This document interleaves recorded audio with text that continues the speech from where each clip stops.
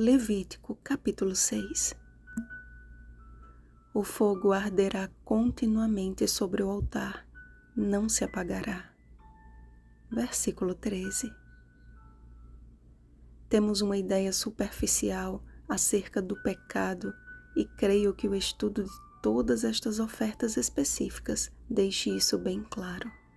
Em um mundo secularizado e domesticado pelo relativismo, o pecado foi transformado em peça de museu no acervo de um contexto religioso ultrapassado. Desde que as leis dos homens não sejam violadas, o conceito do que é certo e do que é errado depende do ponto de vista de cada um. E até mesmo as leis que antes asseguravam o mínimo de justiça e de moral estão sendo modificadas a fim de atender os desejos de uma sociedade que cada vez mais se torna escrava da liberdade, entre aspas, que pretende defender. Mas a ordem divina é muito clara. E não vos conformeis com este século, mas transformai-vos pela renovação da vossa mente, para que experimenteis qual seja a boa, agradável e perfeita vontade de Deus. Romanos capítulo 12, versículo 2. Somente através das lentes do céu conseguimos visualizar o perfil do pecado e identificá-lo como fake de um inimigo que joga cada vez mais sujo. E se tem uma estratégia maligna que tem dado muito certo, é a de incutir na mente humana que o diabo é uma lenda e que pecado não existe. Esta mentira tem destruído famílias e adoecido a humanidade. Na ausência de um padrão ou modelo correto a ser seguido, o homem, falível e corrupto, tem sido transformado à sua própria imagem, negando a sua origem como um ser criado à imagem e semelhança de Deus. Gênesis capítulo 1, versículo 26. Mesmo que não nos seja mais exigido todo o aparato de sacrifícios ou a restituição obrigatória, há um dever que cumpre a toda pessoa.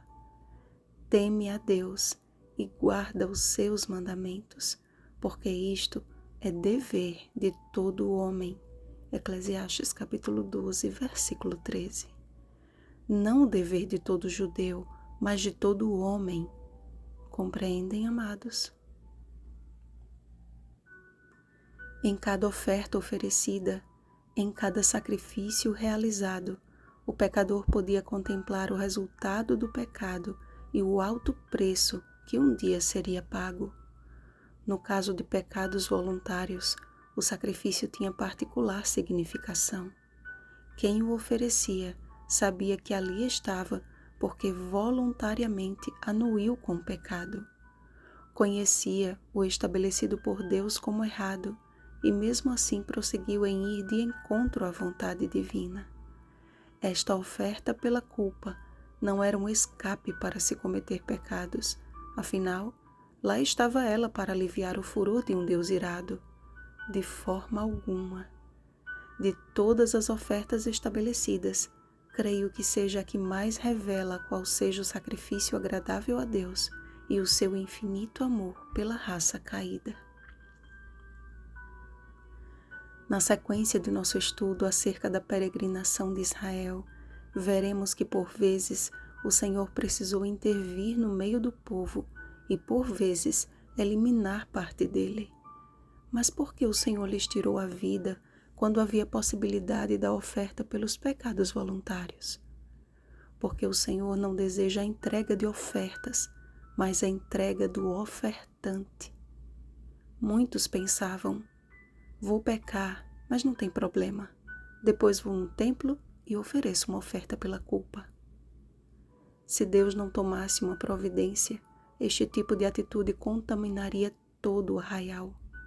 Assim como negar a existência do pecado é uma estratégia maligna, torná-lo um costume é abominação, é pecado contra o Espírito Santo. Marcos capítulo 3, versículo 29. E para este não há perdão, porque simplesmente não há arrependimento. Há um fogo a arder do altar do Senhor de forma contínua. São os olhos do Salvador como chama de fogo, Apocalipse capítulo 1, versículo 14, voltados para a humanidade, declarando continuamente o seu desejo de salvá-la do pecado. Ele deseja transformar a nossa vida levedada em coisa santíssima. Não permita que o pecado cauterize o seu coração. Pare de contemplar o que te afasta do Senhor e da pureza de Cristo. Pare de querer se assemelhar ao que te torna dessemelhante ao Salvador. Se você está lendo esta mensagem, é porque as misericórdias do Senhor se renovaram mais um dia em sua vida. Não perca a oportunidade e o privilégio de ser purificado e santificado pela verdade. João capítulo 17, versículo 17. O Espírito Santo apela ao nosso coração. Hoje, se ouvirdes a sua voz, não endureçais o vosso coração. Hebreus capítulo 3, versículo 15. Vigiemos e oremos. Bom dia, santificados pela verdade. Rosana Garcia Barros.